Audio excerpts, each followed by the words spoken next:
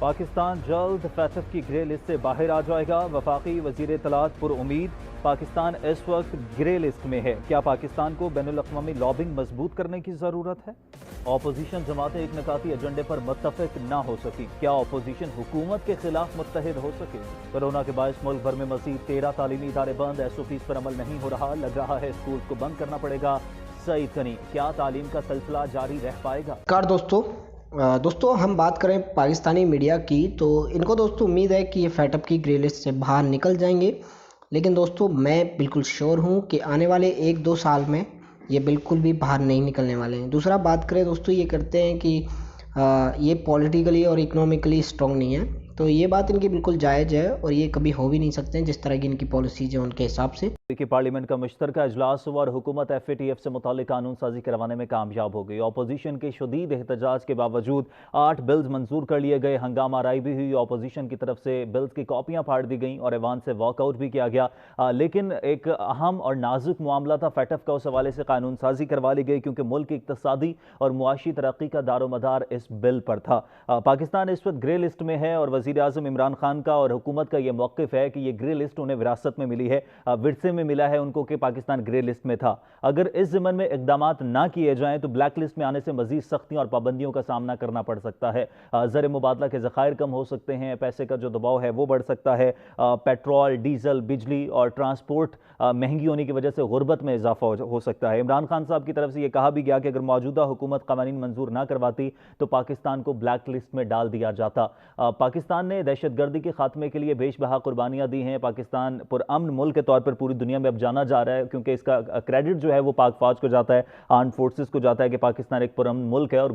और तमाम तर इक़दामात के बावजूद भी पाकिस्तान पर खदशात के साए अभी भी मंडला रहे हैं, इवन मंडलाते रहते हैं कि पाकिस्तान का नाम ग्रे लिस्ट से ब्लैक लिस्ट में ना चला जाए। हम ग्रे लिस्ट से भी नहीं निकल पाते। लेकिन अगर दीगर ममालिक की बात की जाए, हमारे हमसाया मुल्क भारत की ही बात की जाए, तो वहाँ पर जिस तरह से टेरर फाइनेंसिंग हो रही है, जिस तरह से वहाँ पर अक़लियतों का कत्लेआम हो रहा है, जिस तरह से इंतहा पसंदी है, जिस तरह से दहशत गर्दाना कार्रवाइयाँ हैं, तो क्या उनकी बैनुल-अक़वामी लॉबिंग मजबूत है या पाकिस्तान को किस फ्रंट लाइन पर काम करने की जरूरत है? पाकिस्तान क्या प्रोसीजर या क्या स्ट्रैटेजीज बनाए कि पाकिस्तान बैनुल-अक़वामी लॉबिंग मजबूत कर? डॉक्टर साहब, बिल पास हो गया, इस पर अमल दरामद भी हो जाएगा, लेकिन क्या इन तमाम तर तराकीबों के बावजूद, कोशिश के बावजूद, इतने लंबे अरसे से पाकिस्तान ने जो रोकथाम की कोशिश की है लेकिन कोई कारगर साबित नहीं होती तमाम तर कोशिशें, क्या सब काफी नहीं है या बैनुल-अक़वामी लॉबिंग बहुत ज्यादा जरूरी है? देखिए, हम बैनुल-अक़वामी लॉबिंग को और बैरूनी मामलात को ज़्यादा ब्लेम करते रहते हैं, जो कि मैं समझता हूँ ज़्यादा मुनासिब नहीं है। पहले हमें अपने घर को दुरुस्त करना होता है। हमारी फॉरेन पॉलिसी या हमारी रिप्रेजेंटेशन दुनिया के किसी भी फोरम पर हो, तो पहले उसकी वो गमाजी करता है कि हम अपने घर में कितने ज़्यादा ताकतवर हैं, कितने स्ट्रांग हैं। तो हमारा we have to be very strong in our own domestic matter before we really start blaming other people. अभी इसमें आप यूं समझ लें कि इस वक्त इसके 2 ज़ाविये हैं। पहला इसका ज़ाविया वही सबसे इंपॉर्टेंट है, दूसरा ज़ाविया पॉलिटिकल है, उसमें थोड़ी लॉबिंग वगैरह आ जाती है, उसका मैं जिक्र बहरहाल कर देता हूं। लेकिन हमें टेक्निकल मामलात पे, जो कि बिल्कुल पॉइंट टू पॉइंट जिसकी क्वांटिफिकेशन होती है, डॉट टू डॉट क्वांटिफिकेशन होती है, बड़े इंडिपेंडेंट किस्म के लोग उसमें बैठते हैं, उसमें लॉबिंग वगैरह ना होने के बराबर हो सकती है। उसमें भी मैं समझता हूं कि हमारी लग़ज़िशें बरकरार रहीं और उन लग़ज़िशों की वजह से हम उजलत में जल्दी बहुत सारे काम कर रहे हैं। लेकिन बहरहाल देर आयत दुरुस्त आयत, बहुत अच्छा हो गया, क्योंकि अब हमने अक्टूबर में ये बाकी जो 13 पॉइंट जुलाई में हमारी कंप्लायंस नहीं हुई थी, जिसमें कलीदी पॉइंट्स यही था कि टेरर फाइनेंसिंग और मनी लॉन्ड्रिंग के सिलसिले में और प्रिस्क्राइब्ड जो हमारे वो है तंजीमें हैं, उनकी खिलाफ जो मजीद एक्शन लेना था, उनकी मलकियत वगैरह को जब्त करने के लिए, वो 80 के करीब की है जुलाई में। ये पहले भी की जा सकती थी। देखें, सिक्योरिटी काउंसिल की रेजोल्यूशन 1267 बड़ी वाज़ेह थी और उसकी एक मॉनिटरिंग टीम होती है जो हर साल और हर 6 महीने में आती रही है, हमारे पास भी और दुनिया मुख्तलिफ जगह जाती है। वो चीज़ें पॉइंट आउट करती रही है सिक्योरिटी काउंसिल को कि कितनी कंप्लायंस हो रही है, कितनी नहीं हो रही है। तो हमारी कंप्लायंस जिस स्पीड से होनी चाहिए थी, नहीं हुई।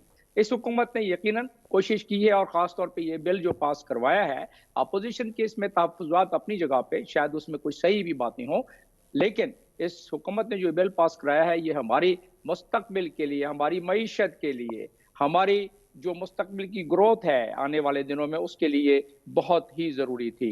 और अब हमारा ग्रे लिस्ट से निकलना, अल्लाह करे कि ऐसा कोई हो, लेकिन क्योंकि हम इतनी देर में हमने कंप्लायंस, और वो भी अभी कंप्लायंस जो उजलत में हो रही है, सारी नहीं हुई है, इस बिल पास होने के बाद मजीद करना पड़ेगी। तो उस सूरत में जो इवैल्यूएशन होगी 16 अक्टूबर को, उसमें ही ये फैसला होगा।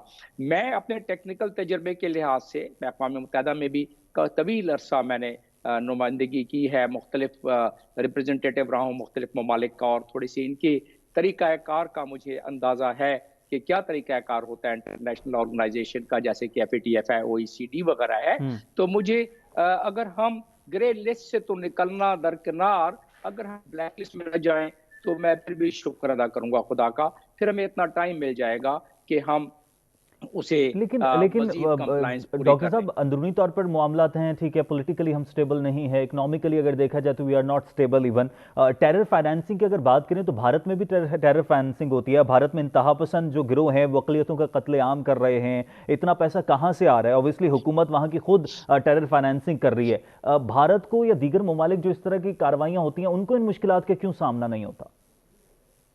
जी हाँ, भारत की एक तो आपने खुद जिक्र कर दिया, वो दूसरा ज़ाविया था, क्योंकि पहला मैंने टेक्निकल तो बयान कर दिया। अब आपके इस सवाल के बाद और आपके बयानियों को अगर मैं मिला के जवाब दूं, तो वो एक पॉलिटिकल एंगल, जितने भी इंटरनेशनल ऑर्गेनाइजेशन है, बशमूल सिक्योरिटी काउंसिल के, बशमूल जनरल असेंबली के, उसमें पॉलिटिकल एंगल भी होता है। पॉलिटिकल एंगल में आ जाती है आपके लॉबिंग। अभी इंडिया, आपको याद होगा पिछली मरतबा भी जब मीटिंग हुई थी पिछले बरस, तो उसमें इंडिया ने रशिया में अपने स्पेशल एनवॉयज भेजी और मुख्तलिफ ममालिक में कि आप पाकिस्तान के इस मामले में ब्लैक लिस्ट में करने में मदद करें।